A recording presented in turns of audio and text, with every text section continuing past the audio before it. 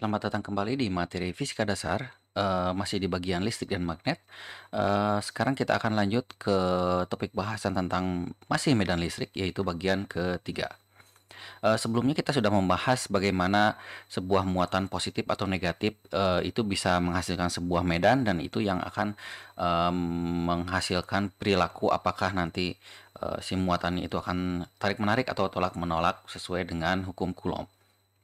Nah, setelah, muatan itu memang menghasilkan medan, bisa medannya source atau sink, muatan juga medan yang dihasilkan itu bisa, memanipulasi atau mengubah misalkan ada sebuah partikel yang lagi diam atau bergerak, dengan muatan tertentu, nanti itu, muatan itu pergerakannya bisa diubah akibat adanya medan listrik yang, ada di sekitarnya. Salah satu contohnya, kita bahas dulu tentang persamaannya. Jadi medan listrik itu merupakan, gaya, setiap muatannya. Sehingga kita bisa ambil, bahwa gaya, itu adalah muatan, yang dipengaruhi oleh besarnya medan listrik yang ada. Nah, misalkan kita punya sebuah, muatan, ada 3 buah muatan di sini sebagai contohnya. Itu yang pertama, ini muatan pertama, kedua, dan ketiga.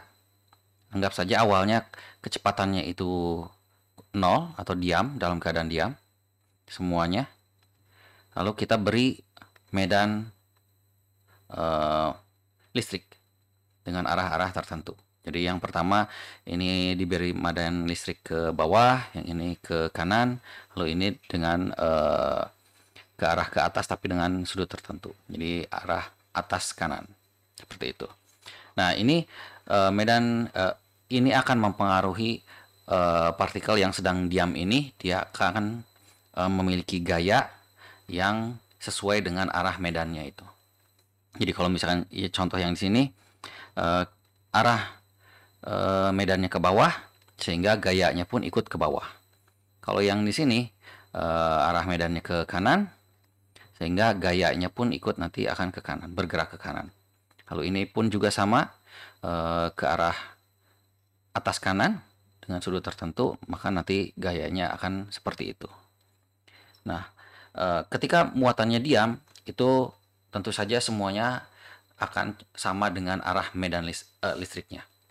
Tapi kalau misalkan muatannya itu bergerak, atau bisa kita sebutkan kecepatannya itu tidak sama dengan nol, semuanya, akan terjadi seperti apa. Jadi contohnya, ada 3 buah, muatan seperti ini dengan kecepatan, tidak sama dengan nol ke arah kanan semuanya. Lalu kita beri masing-masing medan listrik yang berbeda, dengan arah yang berbeda. Contohnya yang pertama, medan listriknya itu adalah tegak lurus ke arah bawah. Dari tegak lurus dengan arah kecepatannya ke arah bawah. Lalu yang ini sejajar dengan arah, kecepatannya. Lalu yang ini kebalikan dari arah kecepatannya. Nah, ini akan membuat yang pertama, kalau misalkan arahnya itu tegak lurus, maka nanti dia akan dibelokkan. Yang asalnya bergeraknya lurus, lalu tiba-tiba nanti lama-lama dia akan berbelok dan arahnya nanti akan sejajar dengan, medan listrik yang ada. Lalu kalau misalkan sejajar seperti ini dengan arah yang sama, itu nanti, kecepatannya akan semakin tinggi. Jadi ada gaya tambahan yang akan membuat dia kecepatannya semakin tinggi ke arah kanan ini. Lalu kalau arahnya kebalikan seperti ini, maka nanti akan diperlambat, kecepatannya karena gayanya itu, berkebalikan dengan arah kecepatannya. Seperti itu. Nah, pergerakan muatan ini, bisa kita hitung dengan menggunakan, persamaan gerak, biasa. Itu bahwa kecepatan yang sekarang itu merupakan kecepatan sebelumnya ditambahkan, percepatan dikalikan, perbedaan waktu yang akan kita amati. Jadi misalkan, setiap detik saya ingin amati, berarti nanti delta T-nya itu adalah 1 detik. Misalkan dari detik ke 1 ke detik kedua, berarti 2 minus 1, ini berarti 1. Kalau misalkan saya ingin amatinya setiap 2 detik, berarti dari 1 ke 3, berarti nanti 3 minus 1 ini jadi 2. Seperti itu. Nah, faktor yang pentingnya adalah faktor percepatan ini. Jadi ini kecepatan awal yang tadi itu misalkan kalau 0 itu di sininya berarti 0. Kalau misalkan tadi yang memiliki kecepatan awal ke arah kanan semua, nanti ini arahnya vektornya ke arah kanan, untuk ke arah atasnya 0 gitu. Seperti itu. Nah, nanti pergerakannya itu akan diubah oleh percepatan yang di sini. Dengan percepatan itu kalau menurut hukum Newton, hukum kedua Newton itu adalah jumlah gaya yang didapatkan per masanya. Sedangkan gaya untuk yang mempengaruhi muatan itu adalah muatan dikalikan arah medan listriknya. Sehingga nanti di sini kita bisa ubah bahwa percepatannya itu menjadi jumlah muatan atau jumlah medan listrik total yang mempengaruhi partikel itu pada titik itu per masanya. Nah, di sini nanti persamaannya bisa berubah menjadi A-nya itu adalah muatan dikali medan listrik yang mempengaruhi partikel itu dibagi masanya. Nah, nanti di sini kita bisa cek koordinatnya itu atau posisinya itu, yang asalnya posisinya di X0 lalu nanti diupdate oleh kecepatan yang di sini dikalikan delta T-nya, ya waktu pengamatannya itu sejauh apa, nanti kita bisa dapatkan posisi dari waktu ke waktu setiap perubahannya itu seperti apa. Nah, ini adalah salah satu contoh ketika kita coba aplikasikan sebuah muatan positif, netral atau negatif. Itu kita tembakkan masing-masing partikel ini ke arah sini, jadi ke arah kanan semuanya. Lalu ini ya dengan medan listrik itu searah sumbu Y, karena ini sumbu X-nya 0, berarti arah, dan sumbu Y-nya itu plus 1, berarti nanti arah medan listriknya itu adalah ke arah 0. Jadi ini adalah arah medan listriknya ke arah sini nantinya. Seperti itu. Ya. Untuk yang ini berarti arahnya ke atas. Sedangkan kalau yang ini karena X-nya 0 dan Y-nya minus 1, nanti arah medan listriknya itu ke bawah.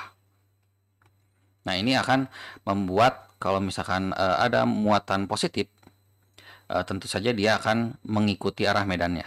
Jadi dia akan terbelokkan ke atas, walaupun tidak langsung mengikuti arahnya ke arah medan listriknya, tapi lama-lama ini dia akan berbelok dan semakin sama nanti.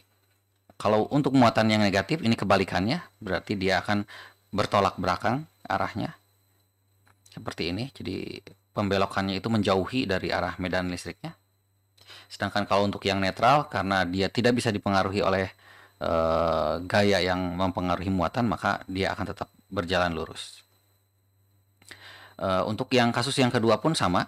Jadi kalau muatan listrik positif, dia akan mengikuti arah medan listriknya ke sini, jadi terbelokkan ke arah bawah karena muatan listriknya juga ke bawah. Sedangkan untuk yang negatif itu kebalikannya, malah menjauhi dari arah medan listriknya.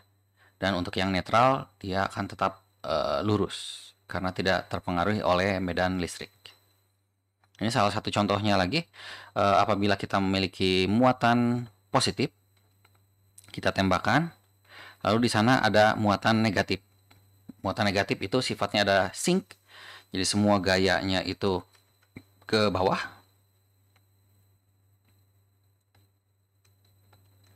Jadi semua arah medan listriknya itu menuju ke muatannya, maka nanti dia akan menarik muatan positif ini. Jadi dia akan semakin mendekati ke muatan negatifnya, tapi tidak sampai menempel. Akhirnya dia hanya terbelokkan saja di ujungnya. Nah, untuk yang contoh yang satu lagi, ini ketika kasusnya itu ada muatan positif. Muatan positif itu menolak lagi muatan positif atau sifatnya source, maka dia akan arahnya itu kebalikan dari yang sebelumnya. Jadi dia akan ditolak dan menjauhi seperti itu. Nah, ini juga salah satu contoh lagi kita mempunyai muatan positif di sini, lalu ditembakkan. Dan di sini sekitarnya itu ada positif, positif, dan positif. Nah, ini nanti awalnya dia akan ditolak oleh muatan yang ini. Ditolak, lalu dia terbelokkan. Ternyata di sini ada muatan positif lagi, ditolak lagi. Dan di sini ternyata ada muatan positif lagi dan ditolak lagi. Sehingga akhirnya dia kembali lagi ke jalur awalnya gitu. Walaupun ada belok sedikit ini. Ini salah satu contoh variasi ketika masanya itu kita ubah-ubah. Jadi bagaimana cepat atau lambatnya dia terbelokkan oleh medan listrik ini masing-masing itu dipengaruhi oleh masanya juga. Semakin kecil masanya itu semakin mudah untuk terbelokkan, semakin besar semakin sulit. Jadi ini contohnya kita lihat yang kasus ekstrim, M-nya itu 10 pangkat minus 2. Ini maksudnya 10 pangkat minus 2. Kalau yang ini M-nya 5. Ya, 5 sesuai dengan 5. Kita lihat yang biru dan hijau. Kita lihat dulu yang biru. Baru juga sebentar sudah langsung terbelokkan. Karena masanya sangat ringan. Jadi dia mudah dipengaruhi oleh medan listrik. Sedangkan untuk yang masanya yang hijau ini, yang M5. Ini karena cukup berat. Jadi dia terbelokkannya sedikit-sedikit. Karena sulit untuk dipengaruhi oleh medan listrik. Seperti itu. Nah, ini hanya kebalikan saja kalau misalkan muatannya negatif dan masanya kita variasikan juga. Jadi sama, kalau masanya itu sangat kecil dia mudah terbelokkan, kalau masanya besar akan sulit untuk terbelokkan. Ini juga beberapa variasi kalau kita tembakan pada koordinat-koordinat yang berbeda. Itu nanti akan mengakibatkan jalur-jalur yang berbeda kalau misalkan di sini ada muatan negatif. Dan ini kalau ada muatan positif. Jadi tentunya muatan positif ini, jadi semuanya muatan positif yang ditembakkan itu, muatan positif ini akan ingin mendekati dari muatan negatif ini, tapi ini tidak sampai menempel. Kalau untuk yang kasus biru ini sampai menempel, tapi pada akhirnya ditolakkan, dibelokkan sangat cepat karena medannya itu jadi sangat tinggi di sini. Di sini terjadi percepatan yang sangat tinggi sehingga terbelokkan seperti itu. Kalau ini kasus yang sebelah kanannya ini karena ada muatan positif lagi, jadi dia ditolak. Semua arah pergerakannya itu menjauhi, jadinya menjauhi. Seperti itu. Nah, ini juga kalau misalkan saya animasikan beberapa contoh, ada sebuah muatan di sini, muatan positif. Saya tembakkan secara acak ini maksudnya. Nah, itu nanti alur-alur pergerakan muatannya itu akan ya berbeda gitu. Tapi karena di sekelilingnya muatan positif semua, jadi dia tidak akan pernah mendekati dari muatan positif ini. Kalau misalkan kita variasikan ini dengan muatan negatif, dikelilingi oleh muatan negatif, maka dia sangat menyukai muatan negatif.